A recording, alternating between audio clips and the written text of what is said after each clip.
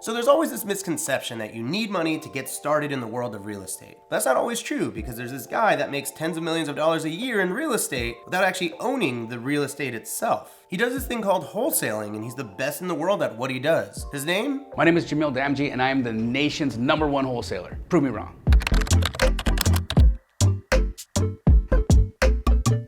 I'm with Kegley. We are a nationally franchised wholesale operation in over 140 markets. And last year we had a top line revenue of over $30 million.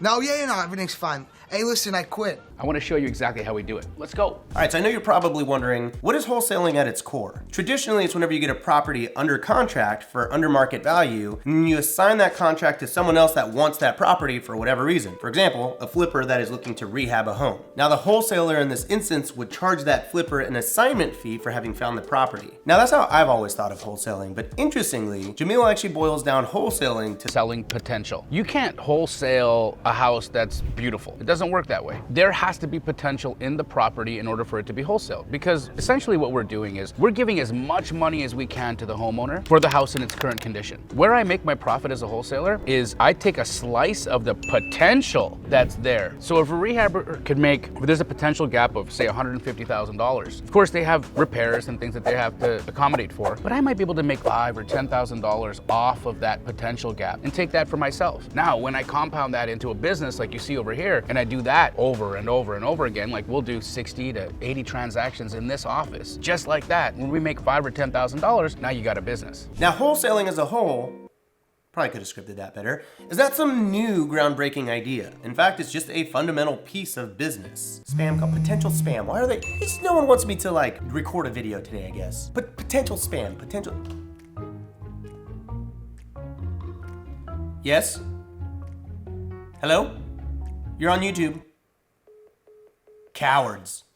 Cowards! But it was still interesting to hear Jamil explain the correlation between hamburgers and houses. Every business has a wholesale step up. What do I mean by that? Well, if you look at like a McDonald's Big Mac, it doesn't start, people don't grow Big Macs. You don't have Big Macs and farms, and that's not how it works, right? There's cows. So you've got ranchers. They raise cattle. Those cattle then end up going to slaughter. Those slaughterhouses then process and package, and then they're transported. And every time a new step up happens in that model, value is added to the product. Now, the value of a Big Mac is $8 on the street, but that patty didn't cost $8 in the cow, right? It added value on every step. The same thing happens in houses. When you look at a house, and many of you have seen houses like this in your neighborhoods that are overgrown weeds, you got mail piling up all over the place, maybe there's squatters living in it. It's a danger to the neighborhood. That's what happens when houses become vacant and nobody cares about it. It's an eyesore. Yeah. It's depressing property values. It's not good for the area, right? When you see a house like that, it's like what I like to think of as a cow. It's just being re-prepared for ultimately being repositioned for a family. And so the wholesale model in real estate is the same as it would be in any business model. It's the raw material. It's a house before the house becomes a home. Think of it this way. When there are properties out there that need a tremendous amount of work, normal families aren't going to just go and buy that property,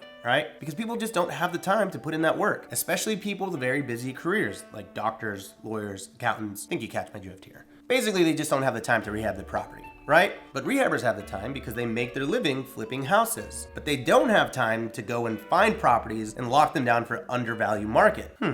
Let's try that again. And lock them down for under market value. And that's where a wholesaler comes in. So as you can see, there's a very delicate ecosystem at play every single time that you see a little renovated croissant cutie pop up on Zillow. So I did a wholesaling video on my channel about a year ago, and there's this perception with the niche of wholesaling. What are you guys doing differently than the typical industry? So wholesale has definitely had its share of challenges. And I think the reason for it is the barrier to entry is super low. You don't require a license, so there's no regulation or anybody standardizing practices. There's no one really checking to see if the promises that people are making are honest and true. And then oftentimes when people aren't successful in selling a contract or getting a deal done, they just ghost a seller. And so what does that lead to? A lot of broken promises, pissed off people, misrepresented values, right? People lying to folks. And I think that when you have situations like that, you're gonna obviously have a misconception, or you're gonna have people take those bad apples and paint an entire industry based off of a few bad apples. Are there bad apples? Absolutely. A lot of wholesalers actually love, they'll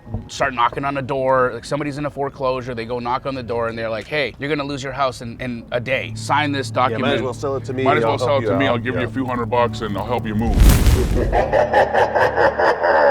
What I'm gonna do is I'm gonna pay market price for a house in its current condition. And I'm happy to pay top dollar for a property in its current condition. I don't make my profit margin from the person selling. Like I said, I make my profit margin off the potential that I can create. Let me give you an example. There was a house that Monique Walker, she's a real estate agent here in Phoenix, Arizona. She had it on the market, listed on the MLS. It was a mansion in Arcadia, beautiful neighborhood over here, 6,000 square foot. She had it on the market for 6 months and she had it listed at $900,000 and was unable to sell this house. And this seller, his wife passed away of cancer. He needed out of this property. He was bleeding money. He needed to just, also the house. And he wanted out of the property. And he wanted out of the property because every room reminded him of his wife. He just wanted a clean start. He wanted to go move in with his kids, take some cash, enjoy the remainder of his life with his family and call it a day. And I appreciate that. I understand his situation, but the market wasn't giving him $900,000. So how did he end up getting out of the house? She brought the property to me. Now my job as a wholesaler is to find what? Potential. So everybody is looking at the mansion, right? They're like, this guy customized this mansion. Nobody wants to live in the way that he customized the house. It was too custom. As a wholesaler, because I understand how to realize new potential, I didn't look at the mansion. I looked at the acre of land the house was sitting on. Oh, nice. Okay. So what ended up happening was I sold that property to a developer for how much? $1 million.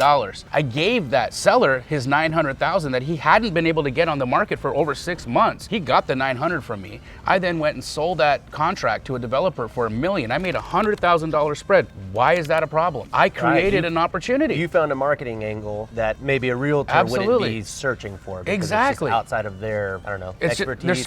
Their scope of knowledge, right? Like they don't understand that. Now, because I saw the zoning, I saw the size, and I knew a buyer who could take that house and subdivide it and turn it into 5 building lots, I created the opportunity. And because I was able to create and package the opportunity and curate it to a developer, I was owed my $100,000. So are there any ways that an Airbnb host can utilize like a wholesaling service? Absolutely. Think about it this way, right? You're an Airbnb host. Where are you going to find your house that you're going to sell? Typically, you're going to get it on the MLS, something turnkey and fully beautiful, right? Something beautified already. But you're going to pay top dollar for that. Meaning, wholesaler made money, a rehabber made money, contractors all made money. You're paying the markup, basically. You're paying the markup, right? So your ROI is going to be what it is based off of paying for that house retail. What if you bought a house from Kegley, where we sold it to you at a significant discount, and then we connected you with our vendors who could go and do the renovation for you. Now your cost basis is $100,000, maybe $200,000 less than what it would have been if you had bought it on the retail market. Now your ROI is significantly higher. Why would you buy houses on the retail market when you can come right to my office over here and pick off 5 of our best deals, turn them into Airbnbs, and make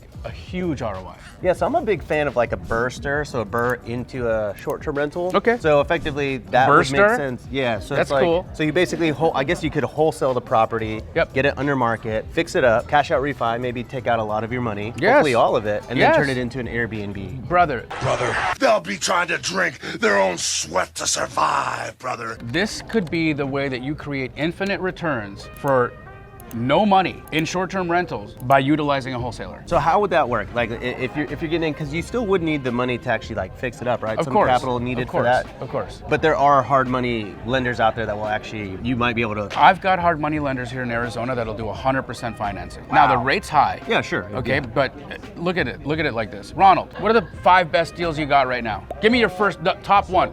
Tell us about it. So I'm working these multiple condo deals right now, so I haven't really had the chance to dig into it, but in just having a conversation with Andy, we have this deal on Presidio in Scottsdale. It's a banger. It's coming in at like mid-5s. ARV of like 800. A lot of hype about it. It's supposed to be a banger. The minute I get done working these condos, I'm trying to get it going. So let's talk about it. So what's our exit price on the Scottsdale house? $569. Okay. $569. Okay. So let's do the math. $569 is the purchase price. The renovation is going to cost you $100,000. Call it, right? $669. Say you're in it for $670. Okay. So you're going to have $30,000 in holding and other ancillary costs. So you're in it for $700. Okay. The ARV is what? $850.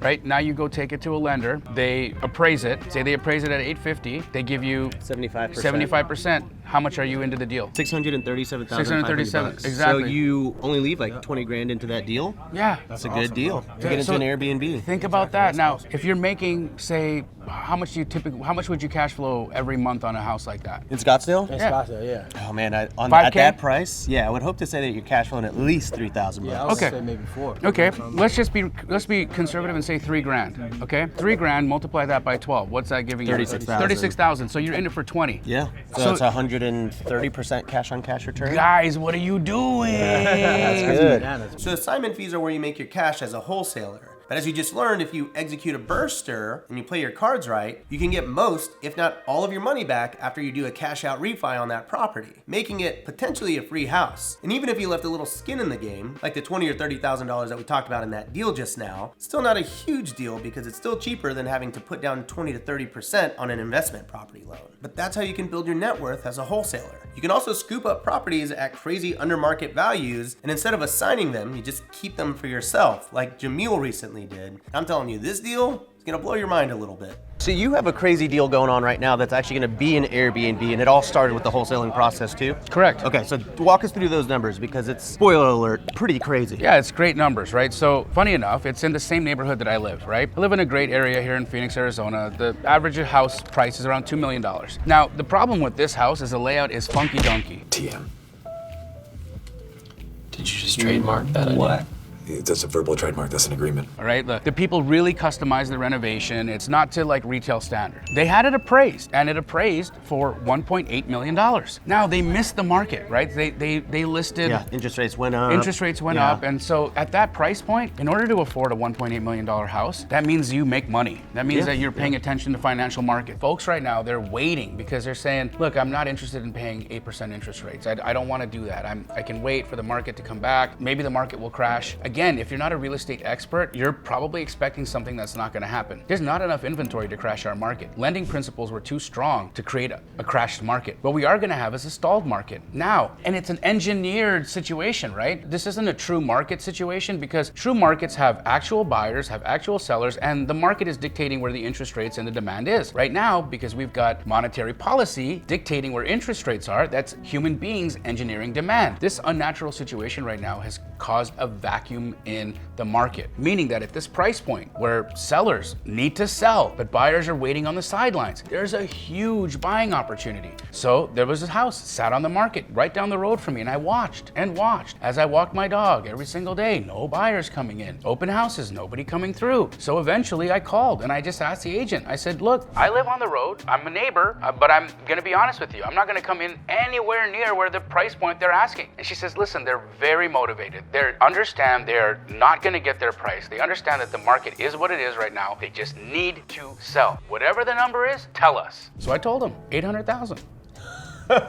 Just a casual $1 million off list price? It's not a casual $1 million off list price. It's what it is. Yeah. I have Is that the actual value of the house now, or no, is it just, is that, it's like the desperation that they're like? They're just saying, look, nobody else has given us a number. Nobody else has come through. You're the only living, breathing human being with the money to close that wants to buy the house. And I understand that I'm gonna spend a tremendous amount of money in that house making it a cool Airbnb, which is what I'm gonna do. So I'm probably gonna spend $250,000 in the house to buy it for $800. You're gonna spend $250,000 remodeling it. I'll get into it for $1,050,000, and I'll own it outright in cash. Now, the beautiful thing about this house is I'll get $500 to $1,000 a night for it. I think I'm gonna get anywhere between $15,000 to $20,000 a month in revenue from this house. Wow. So mind blown. I hope you paid attention today. There are so many ways, this is really just goes into, I think there are so many ways you can get into real estate, really for no money or little money down. We've talked about sub 2 on the channel, we've talked about wholesaling previously, but this is like a really cool opportunity, especially when you start thinking about all the burster possibilities, and it's been really inspiring, man. So if people want to learn more about wholesaling, where can they find you? How can they work with you? And all Brother, that good stuff? I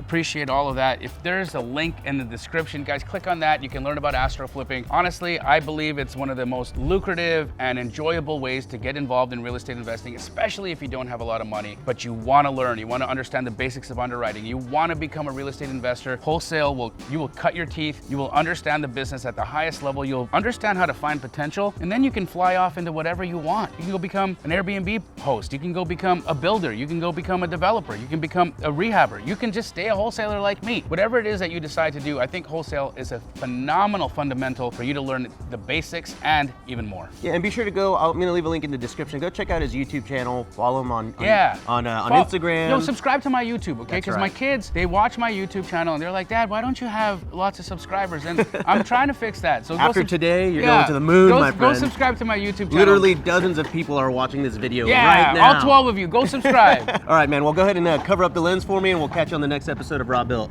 All right.